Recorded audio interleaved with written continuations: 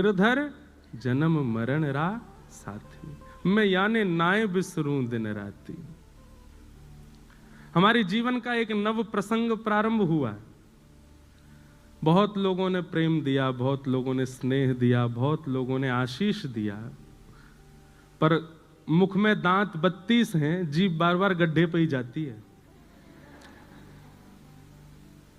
कई लोगों ने ऐसी मुख दिखाई दी कि महाराज बस याद रहे जीवन भर।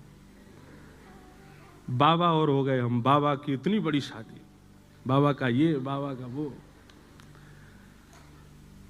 सब लोगों को प्रणाम।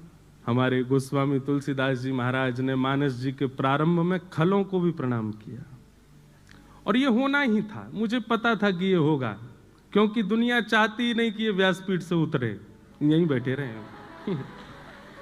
ठीक है, बोलना तभी चाहिए जब साथ में कोई खड़ा हो, और मेरे पास मेरी भागवत जी हैं, इनके सानिध्य में आकर के मैं थोड़ा तो कुछ कह सकता हूं, नहीं तो अतिशय मौन भी दोष धारण करा देता है, दोष को प्रकट कर देता है। लोगों को कुछ भी दिखा, पर मुझे उसमें भी मेरा एक उद्देश्य था। भक्ति पथ पर हजारों लाखों बालक मेरे साथ चल रहे हैं, सबको लेकर के मैं चल रहा हूं। हमारे लाल जी को प्राप्त करने के लिए सबकी आवश्यकता है, माँ पिता बंधु बांधव, और एक गृहस्थी को जिस नव पड़ाव की आवश्यकता थी वह भी हुआ। परंतु सब समाज संसार के लोग हैं, सबको हम प्रणाम करते हैं, सबको हम वंदन करते हैं। आपसे हम प्रार्थना करते हैं, आप भी मौन रहना शुरू करो।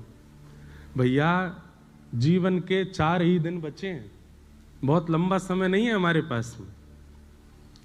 एक दूसरे को पकड़ के नीचे गिराना, ये करना वो करना, उसकी निंदा स्तुति करने में समय निकल जाएगा। भगवत प्राप्ति कब करोगे फिर? अगर उसी बीच में प्राण निकल गए तो ठाकुर जी की प्राप्ति कैसे होगी? इसलिए सब विषय विकारों को छोड़ो, ठाकुर जी की सेवा में लगो, ठाकुर जी की सेवा भाव से करो। हमारा उद्देश्य, मैं तो पहले ही कहा है हमेशा, कि आप एक चूक करके तो देखो, चूक नहीं भी करो तो भी लोग आपको पकड़ेंगे। ये संसार का नियम है, स्वभाव है, स्वरूप है। और उसमें भी आध्यात्मिक व्यक्ति पर तो कीचड़ उछालना सबसे आसान होता है, क्योंकि उसका स्वभाव मौन होता है। इसलिए मौन रहिए, अपना हरिनाम कीजिए।